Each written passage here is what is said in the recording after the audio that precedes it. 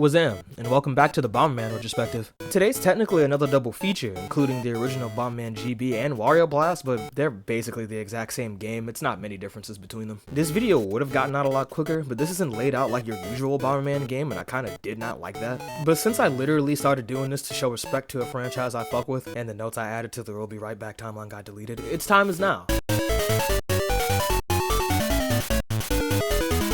Surprisingly enough, there's more info on this game's development than you'd expect. The game's designer, Norio Okubo, has a Twitter called Norio_Bomber, wherein he has a few posts giving insight on certain things and even concept art. There's not a lot of info, but this is how we learned the Moto Bomber, this game's new motorbike power-up, was based on a Honda Moto Compo, purely because the ad left a big impact on him. And I mean, I don't blame them. City in City!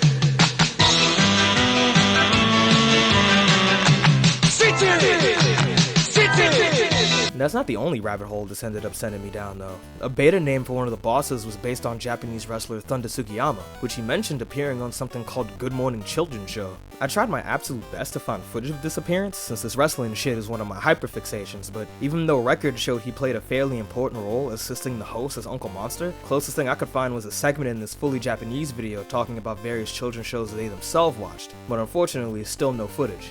I mention this mostly cause is this shit lost media now? Or is distribution just so non-existent for it that even the Japanese internet hasn't quite gotten to it yet? Back to the main hyperfixation of this video though, it's also revealed why exactly the change to Wario Blast was made when being localized, chalking it up to the game simply not being appealing enough and needing an extra character. Initially this would have been the poster boy himself, but after realizing maybe Nintendo wouldn't want him to be thought of as a terrorist, they went with Lewis, since nobody would really give a fuck about Wario blowing shit up. In my opinion, that's a great choice. I fucking love these Wario commercials. The concept art is really interesting since what's been posted is mostly drawn versions of the splash screens. Seeing these in such a clear quality is so amazing, and comparing the sprite art to their originals plus even a few rough drafts piques my interest like crazy. Also makes it so fucking funny that the Wario Blast manual just keeps using the same Wario promo render in different scenarios. I gotta respect it, cause this type of shit takes skill to not just look lazy as fuck. The Bomberman manual has a bit more artwork, even including art for every boss including the final. I love all the no people shit by the way. Bomberman's design itself is still the new Beat-A-Man type art style, but I think he looks even more like the toy now somehow, especially on the box art. I'm amazed this isn't already a figurine or something. There's some unique artwork in the Nintendo Power article too of Bomberman encased inside of a bomb Wario's holding. I'm not sure what the fuck's going on here, but my main point in bringing this up is just anger at them letting you know how every boss works besides the last one. Like, that's the one I was trying to get help with, my nigga. What the fuck? And not nearly as mad as Bomberman must be after having to deal with the plot of this one though. In Bomberman GB, the story gets just a little annoying as Black Bomber steals your power-ups while on patrol one day. Not for any particular reason, I think bro just felt like being a dickhead, and he forces you to fight for them. Okay, so I understand this game and Super were definitely in development at around the same time, and the decision to make Black Bomber turn face was purely for the multiplayer, and I already said his characterization was inconsistent, but bro, it's a Game Boy game. They could have said he was any of the other bombers. I know the version I'm using added color, but both this and the Super Game Boy colors aren't baked in. They could have literally chose anything else. Easiest way for me to force canonicity here is simply making this a prequel, where the events are what makes him the target of Cracked Diamond, and these other bombers you fight give them the idea of trying to mass produce their own Bomberman. Or possibly, just maybe, it doesn't really fucking matter. The Wario Blast story is just fucking bizarre. In his constant search for new lands to conquer, he just kind of finds an extra dimensional portal to Bomberman's dimension. No hyperbole, that's literally what they wrote. He attempts to use what this game redubs the Mad Bombers as his minions, but quickly realizes they're not just mindless drones. Besides that, not much else changes besides the manual and some splash screens. Since while Bomberman GB does have a short cutscene for its story, we got literally nothing. In the splash screens we do get are mostly just the equivalent of mods that show up in cutscenes. I don't think they really needed to do much though. This was kind of a last minute change, and this game was already much simpler than even the last game on this console, so it doesn't really need to be more than this. It works for what it is. I'm not gonna lie, the absurdity is fucking hilarious to me. I love it. After being on consoles for so long, coming back to the Game Boy feels more than a little strange. By no means does the game look bad, still miles ahead of many Game Boy games, but it does feel a little underwhelming. The environments are expectedly less detailed, and most of them take place in white voids, but it does keep them unique despite its limitations. On Game Boy, it'd be easy to half-ass it, but there's genuine effort to give them little details to set them apart. As the game goes on, the details even get a bit more complicated, replacing the white voids with an actual floor spray. It comes together pretty well, it just isn't the most remarkable looking thing, even with the GBC or Super Game Boy colors. The only thing besides the bosses that stuck out to me past playing was the shade of yellow that they use, is simply because it reminds me of the anti-drug PSAs on construction paper my school used to have. Not even sure why that's instantly what I thought of. Most of the bosses follow the pattern of inanimate object plus face, but they keep uniqueness through choosing some of the most random shit ever. Like a straight teacup with a disembodied pig head on top, and dead ass is just a spitting top with two faces on it. The most boring design here might be the Guru and Knight, but even then it's not bad, just way more normal than the others here. I love it when the windows to helmets are portrayed to darken everything but a character's eyes. Shit just speaks to me. The final boss is a pretty interesting design too. We've seen mecha before, but not any that mimic the look of the bombers like this. Bit of a strange thing to see in this franchise considering that they're also supposed to be robots. Musically, this game is weird. Yasuhiko Fukuda returns from Bomber Boy, and while I actually do really like some of the tracks here, overall it just feels a little inconsistent, I guess. Most tracks have this very upbeat tone to them like the very first world, and then you'll almost immediately get something like this in the next one.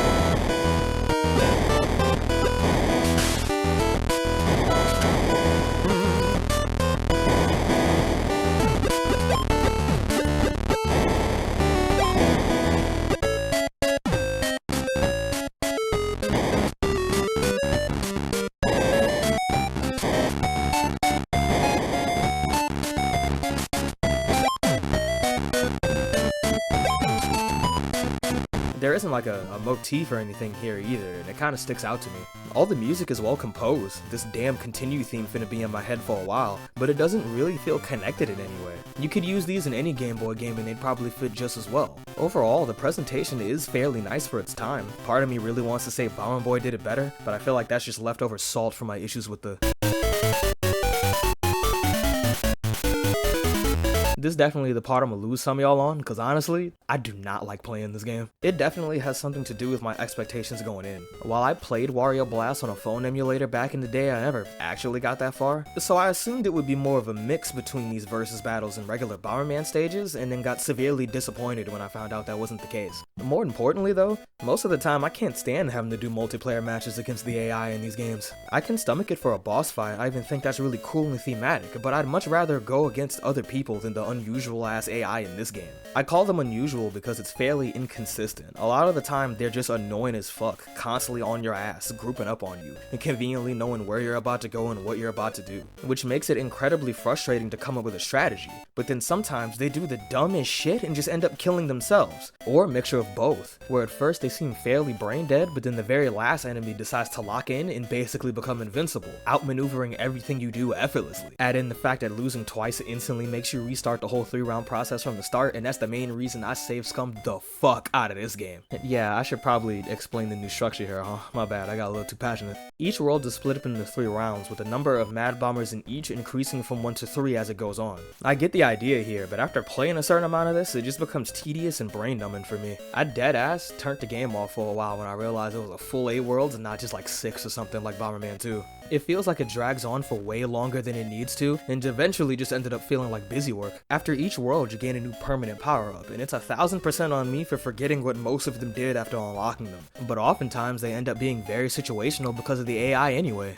Kicking the bomb often results in them just kicking it back at you. The dash is probably the most useful for me, but that's only after they allow you to stun others with it, allowing for a cheesy way to hurry the shit up. The Moto Bomber lets you hop over unbreakable walls, but oftentimes it does it when I don't want to, and it just ends up getting me killed. And I deadass keep forgetting what the input for the line bomb even is, let alone make any actual use out of it in the heat of the moment. Level gimmicks return here, and unfortunately I gotta deal with these fucking portals again. This was the worst part of Bomber Boy 2, but at least there it was one world and then shit's mostly cool. cool. Here though, it's extra infuriating because you have to deal with it more than once, and it genuinely feels like the AI just know where they're gonna end up, but you don't. There isn't enough cooldown for these things either, so trying to place a bomb by the portal as they come out just results in them going right back in before the bomb can even go off. And the rest felt very inconsequential to me unless they arbitrarily decided bombs exploded faster. Power-ups would normally help in this scenario, but since they can pick them up too and don't intentionally try fighting one another, you'll just kinda have to deal with starting at a massive disadvantage sometimes. Let alone the fact that the remote bombs must not exist in this universe, so in some scenarios you just gotta guess when the right time to place a bomb is while everyone is gunning for you and only you.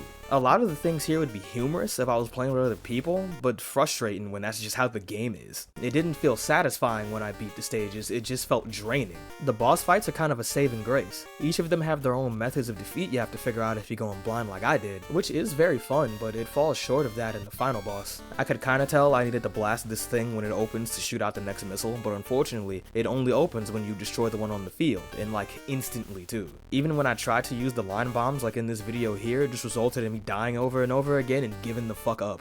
This missile is relentless, and even when I think I have its movements figured out, it just pulls some bullshit I couldn't have possibly read.